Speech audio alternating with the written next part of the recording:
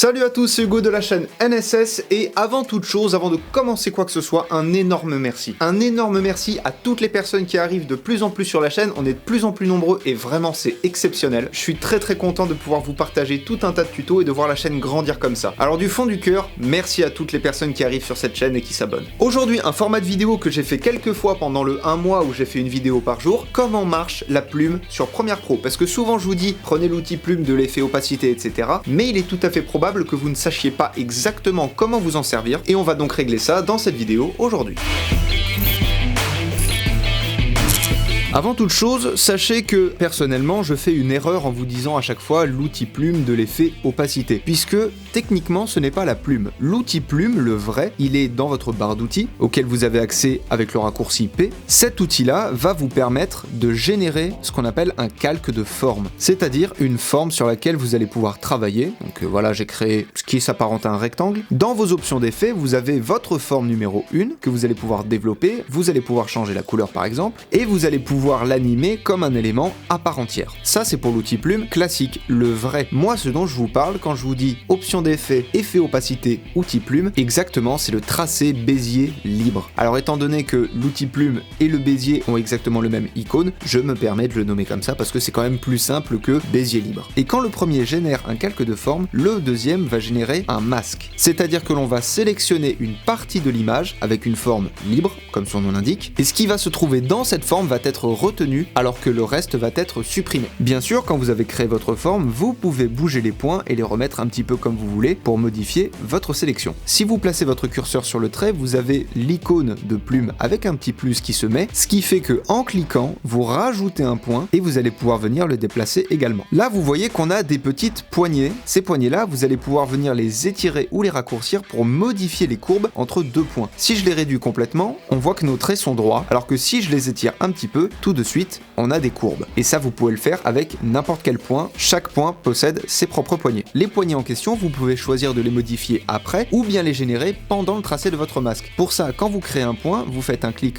enfoncé et ensuite vous déplacez votre curseur. Alors là, étant donné qu'il n'y a qu'un point, on peut pas voir la courbe, mais si j'en crée un deuxième, sans forcément laisser appuyer, on voit déjà une courbe qui se trace. Et si je refais la même manipulation, c'est-à-dire de modifier les courbes pour le deuxième point, là on voit très nettement la courbe qui se dessine avec les poignées. Et ça, vous pouvez le faire à chaque fois. Voilà. Vous pouvez réinitialiser votre point, au niveau des poignées notamment, en appuyant sur Alt, ce qui vous change votre icône de flèche, et quand vous cliquez et que vous bougez votre point, vous voyez qu'il s'est remis automatiquement avec les poignées sur le point et non plus étiré comme on avait. Imaginons que par accident vous créez un point sans faire exprès, vous pouvez le supprimer simplement en faisant CTRL enfoncé, ce qui vous met la plume avec le moins et vous cliquez sur le point en question, ça vous le supprime automatiquement. Allez, imaginons que je veux faire un masque pour garder uniquement l'objectif de l'appareil photo, donc je crée un premier point, je fais mon deuxième point et j'étire les poignées pour que ça épouse les formes de l'objectif. Alors vous ne pourrez pas faire tout le tour avec trop peu de points, prenez le temps de faire plusieurs étapes. Là vous voyez que ma courbe dépasse un petit peu, donc je prends la poignée, je la réduis et là tout va bien, et je fais ça pour tout l'objectif, voilà. Et maintenant on va passer dans les options d'effet pour voir un petit peu ce que ça nous propose. Vous avez d'abord le tracé du masque, donc c'est le tracé en lui-même que vous pouvez déplacer un peu comme vous voulez une fois qu'il est créé. Les contours progressifs du masque, je pense qu'un contour progressif, vous savez ce que c'est, ça peut être très intéressant pour créer un effet de lumière, ceci dit. Vous avez l'opacité du masque, alors le fait de baisser ne va pas faire réapparaître ce qui a été supprimé, mais va simplement faire disparaître ce qui est resté à l'écran, puisqu'une fois que le masque est fait, il devient un élément à part entière. Vous avez l'expansion du masque où, en respectant les tracés, vous allez pouvoir étendre ou réduire votre masque. Vous pouvez choisir d'inverser pour regarder uniquement ce qui est à l'extérieur et supprimer ce qu'il y a à l'intérieur de votre forme. Vous avez une case inversée pour ça. Et puis vous avez l'opacité générale et les modes de fusion. Pour ce qui est des modes de fusion, je vous renvoie vers ma vidéo où je vous avais déjà expliqué comment ça marchait. Le tracé du masque, je suis rapidement passé dessus, mais on va y revenir puisqu'il est un peu complexe. Si vous animez un masque, puisque ça peut vous arriver pendant un montage, faites bien attention à activer le chronomètre pour animer votre masque avec des images clés. Chaque image clé sera une position de votre masque, puisque imaginons que je veux modifier mon masque, mais je n'active pas le chronomètre. En modifiant mon masque, on va dire comme ça, quand je vais avancer dans le temps, le masque va rester exactement le même puisque j'ai juste modifié le tracé. Puisque je n'ai pas dit au masque à tel point tu auras telle position, et à tel point tu auras telle position. Avec une animation, ça aurait donné ça. On active le chronomètre, donc cette forme-là est sauvegardée sur cette image clé. J'avance un peu et je modifie mon tracé. On va dire que je l'étends comme ceci. Et bien on va voir que de la première image à la deuxième image, il va augmenter progressivement. J'ai fait une animation du masque. C'est aussi simple que ça. Et je vous dis ça surtout puisque ça m'est déjà arrivé de faire un masque, de faire une animation de masque pendant des heures et des heures et des heures avant de me rendre compte que j'avais pas activé les images clés du tracé du masque et donc j'avais fait tout ça pour rien. Enfin, vous pouvez faire un tracking de masque. Alors pour tout ce qui est tracking, je vous conseille quand même After Effects, ce sera beaucoup mieux. Mais le fait est que entre différentes images, vous allez pouvoir traquer le déplacement de votre masque. Point par point. Sur la petite clé à molette, vous avez différentes méthodes de suivi, ou juste la position du masque, ou la position et sa rotation, ou la position, son échelle et sa rotation. Donc vous avez différents paramètres modifiables qui peuvent vous servir dans différentes situations, vous n'aurez pas forcément les mêmes besoins pour chaque masque. Et enfin, vous avez 4 flèches ici, les flèches de gauche vont vous permettre de traquer le masque vers l'arrière et les flèches de droite vers l'avant. La flèche avec un trait va faire un tracking du masque d'une image vers l'arrière, alors que la flèche tout court va faire un tracé complet vers l'arrière par rapport à votre tête de lecture. Autrement dit, si je mets ma tête de lecture ici et que je dis au logiciel fais un tracking vers l'arrière jusqu'au bout, il va partir de ma tête de lecture pour aller